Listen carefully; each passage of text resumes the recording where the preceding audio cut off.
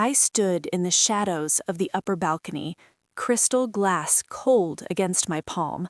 The water inside had a metallic aftertaste that made me wince, but I didn't look away from the scene unfolding below. My husband's mother, Patricia, was practically performing for the entire showroom, her arms sweeping dramatically toward a canvas that probably cost more than most people's cars. The woman beside her, Naomi, the girlfriend my husband thought I didn't know about, looked like she'd rather be anywhere else. They were shopping for art to hang in the penthouse I actually owned, though neither of them had any idea who really signed the checks. I lifted my phone to my ear, keeping my voice low and measured. "Yes," I told the woman on the other end. "Freeze everything, every account, every card. Do it now." My finger hovered over the confirmation button for just a second before I pressed down. I didn't flinch, I didn't second guess. The machinery was already in motion. What happened next wasn't going to be my problem, it was going to be theirs. Before we get to the part where their perfect little fantasy world falls apart, let me know in the comments where you're watching from. I'm curious how far this reaches. To everyone who'd ever met me at one of Marcus's networking events, I was just Elena, the shy wife who preferred sitting in corners with her sketchbook while her charming husband worked the crowd. They saw someone decorative, someone safe, someone forgettable. What they didn't see was the woman who'd built a real estate empire that owned half the waterfront skyline. What they didn't know was that Marcus wasn't the mogul, he was the mascot. I let him take the credit because he needed the validation, and I needed the quiet to actually get things done. He wore the expensive suits, shook the hands, smiled for the cameras. I sat in the back office and ran the numbers that kept the lights on. I pulled up my banking app and scrolled through the hemorrhaging, $22,000 a month into Marcus's personal account so he could feel like he had his own income. $15,000 a year for Patricia's exclusive yacht club membership so she could pretend she came from money around women who actually did. The mortgage on the estate, the luxury car leases, the insurance policies on vehicles I'd never even driven. For half a decade, I'd been funding a stage production, and I was the only one who didn't get a speaking role. I kept asking myself the same question every time I authorized another transfer. Why? Why would a woman who could close 8-figure commercial deals stay married to a man who couldn't cover his own cell phone plan? Why would I sit through Patricia's snide remarks about my unfortunate upbringing while I was literally paying for her entire lifestyle? It wasn't because I was naive, it was because I was addicted to being needed. I'd convinced myself that if I made myself indispensable, I'd be safe. I treated our marriage like a construction project. If I just laid enough foundation, reinforced enough support beams, poured enough capital into it, the structure would hold. I thought loyalty could be purchased. I thought my competence was the only thing about me worth loving. I didn't believe anyone could want me just for being Elena. I had to be Elena the problem solver, Elena the wallet, Elena the invisible safety net. But standing there, watching Naomi casually point at another overpriced piece she expected me to fund, something finally clicked into place. I hadn't dealt a marriage, I'd subsidized a parasitic ecosystem. They didn't love me, they loved what I provided. They loved the comfort of my silence and the depth of my pockets. I closed the app. The sting I'd been waiting for never came. It just felt like data. Cold, clear, conclusive data. I'd spent 5 years trying to build a home, but all I'd done was finance my own captivity. It was time to stop making payments. It was time to tear the whole thing down. The atmosphere in the gallery shifted like someone had cut the oxygen. Patricia strutted up to the checkout counter, slapping down the platinum card with the kind of confidence that comes from never once hearing the word declined. "I'll take it," she announced to the employee. "Have it delivered to the penthouse by tomorrow evening. Naomi needs it before the weekend." Naomi smirked, running her fingers along the frame like she was already picturing where it would hang. I watched from above as the employee swiped the card once, then twice. Her polite smile started to crack. "I'm very sorry, ma'am," she said quietly, though her voice carried in the silent room. "This card isn't going through." Patricia let out a sharp, disbelieving laugh. "Impossible! Run it again. It's a platinum account." She shoved the card back across the counter. The employee obliged. Swipe. Pause. The same error message. "It's showing a fraud alert, ma'am. The system says it's been reported as compromised." The color drained from Patricia's face, then immediately flooded back as rage. "Compromised? I am an authorized user on that account. Get your manager, call the bank, do something useful." She started tearing through her purse, muttering about incompetence and poor training. Naomi stepped back, arms crossed, her boredom turning into visible irritation. "This is embarrassing, Patricia. You said this was handled." My phone buzzed. A text from Marcus. "Mom's card got declined at some gallery. She's with a friend. Fix it. This is humiliating." A friend. He couldn't even type her name. He still thought I was tech support for his entire existence, waiting on standby to reboot his reality whenever it glitched.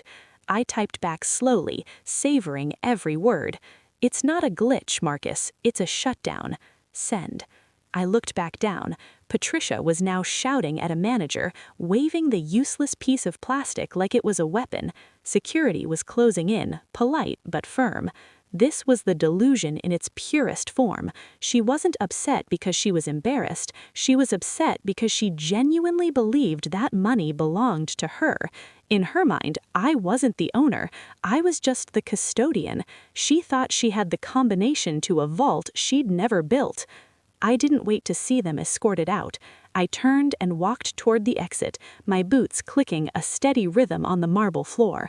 I left them there, surrounded by art they couldn't afford, and a reality they were just beginning to comprehend.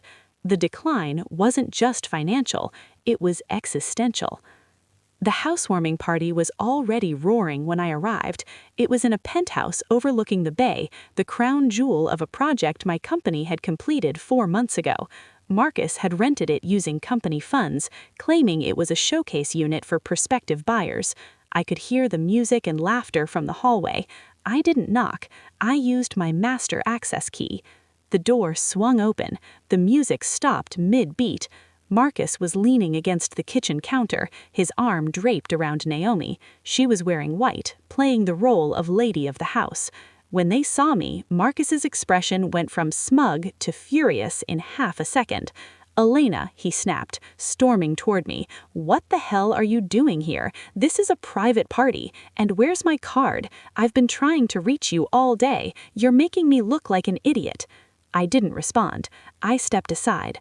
Behind me stood 2 men, my attorney, stone-faced and silent, and a sheriff's deputy in full uniform. The room went dead quiet. The guests, most of whom I'd never met but had definitely enjoyed my liquor, set down their glasses. "Mr. Marcus Brennan," the deputy said, stepping forward, "we're here to serve an eviction notice for unauthorized occupancy of this property." Marcus laughed, a sharp, nervous sound. "Eviction? This is my apartment. I have a lease." "No," I said, speaking for the first time. "This building is owned by Clearwater Holdings, my holding company. There's no lease filed under your name or hers. You're trespassing." Naomi's face went pale. "Marcus, you told me you bought this place." I manage the marketing," Marcus stammered, his eyes darting between me and the deputy. "Elena, stop this. You can't just throw me out. We're married. This is marital property." My attorney stepped forward, handing Marcus a manila envelope. "Actually, sir, this property is owned by a commercial entity established 3 years before your marriage. Your presence here constitutes a liability violation. You have 30 minutes to vacate before criminal charges are filed." 30 minutes, Marcus shouted. "My stuff is here. My guests are here." "Then I suggest you ask your guests to help you pack," I said calmly, "because the locks are being changed in 29 minutes. I walked past him to the kitchen island, picked up a bottle of wine, and checked the label. It was from my private collection. I set it back down. And Marcus, leave the wine. You didn't pay for that either." The guests started scrambling for the door, whispering, avoiding eye contact. Naomi bolted into the bedroom, probably to grab whatever jewelry she'd stashed there. Marcus just stood there, red-faced and powerless, realizing for the first time that his entire world was a set I'd built, and I'd just called strike.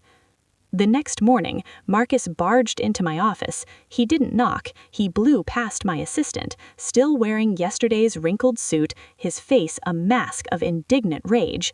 "Where's my money?" he demanded, slamming his palms on my desk. "The transfer didn't go through. I checked this morning, and don't tell me it's a system error. I know you did something." I didn't look up from my laptop. I was reading the forensic audit my accountant had sent me at 4 in the morning. It was a masterpiece of financial deception. "Sit down, Marcus," I said. I'm not sitting down," he shouted. "I'm calling my lawyer. This is financial abuse. You can't just cut me off. We have an arrangement. That stipend is my salary for the work I do." "Your salary?" I asked, finally meeting his eyes. I turned my laptop screen toward him. "This is a forensic audit of the marketing budget for the last 14 months, specifically the discretionary brand fund." Marcus froze. His eyes flicked to the screen, then away. "You see this line item?" I pointed to a recurring charge. $230,000 over the past year, paid to a shell company called Artisan Visions, LLC. The registered agent for that company is Naomi Reeves." The blood drained from his face. She does consulting, for property staging, for art curation." "We haven't staged a property in over a year," I said, "and even if we had, we wouldn't pay someone with 0 credentials to do it. This isn't consulting, Marcus. It's embezzlement. You funneled company funds, my funds, to your girlfriend." The silence was suffocating. Marcus opened his mouth, closed it. He looked like a child caught stealing from the register. "This isn't a marital issue anymore," I continued. "This is felony fraud. I have enough evidence right here to put you away for a decade." "Elena, wait," he stammered, his bravado collapsing into panic. "You wouldn't actually do that. Think about the optics. Think about the press. A scandal like this—" "The scandal is already contained," I said. "I've drafted a press release announcing your resignation for personal reasons, and I've drafted this." I slid a thick document across the desk. "Divorce papers, uncontested. You waive all claims to spousal support, property, and company equity." He stared at the papers. "And if I refuse?" "Then I call the district attorney," I said, simply, "and instead of a severance package, you get an indictment." "Severance?" he asked, a flicker of greed cutting through the fear. 30,000, I said. "Enough for first month, last month, and a security deposit. Sign the papers and walk away, or stay and lose everything." He picked up the pen. His hand shook. He didn't look at me as he signed, the ink shaky and uneven. It was the signature of a man surrendering. "Get out," I said, when he finished. He stood, looking small in the massive glass-walled office. "Elena, just go." He walked out, leaving the signed papers on my desk. The audit was complete. The liability had been removed. An hour later, Patricia arrived. She didn't march in, she shuffled. The security guard didn't recognize her without her usual arrogance, so he made her wait 15 minutes for a visitor badge. When she finally entered my office, she looked diminished, older. The mask had cracked, leaving behind someone terrified and small. "Elena," she started, her voice shaking. "Marcus told me everything. He said you're evicting us. He said you own the condo." "I do." "How could you?" She started crying, dabbing at her eyes with a tissue. "We're family. I treated you like my own daughter." "No, Patricia," I said, my voice devoid of warmth. "You treated me like the help. You spent 5 years criticizing my clothes, my background, my manners. You told anyone who would listen that Marcus married beneath him, but you spent my money." "I was just trying to maintain standards," she pleaded. "The Brennan name means something." The Brennan name means nothing, I corrected. You have no assets, you have significant debt. The only reason you've lived like royalty is because I allowed it. She stepped forward, reaching across the desk. I pulled back. Please, Elena, don't do this. What will people think if I'm homeless? They'll think you lived beyond your means, I said. But you won't be homeless. I'm not cruel. I handed her a single sheet of paper. What is this? She asked, blinking through tears. A list of local charities, I said. Food pantries, community centers, volunteer programs. You've always talked about the importance of giving back. Now's your chance. You can build a real reputation based on service instead of spending. She stared at the list like it was a death warrant. Volunteer? But how will I survive? You have a small pension, I said, and Marcus has his severance. If you combine resources, you can afford a modest apartment, somewhere far from here. You can't be serious, she whispered. This is cruel. It's a demolition order, I said.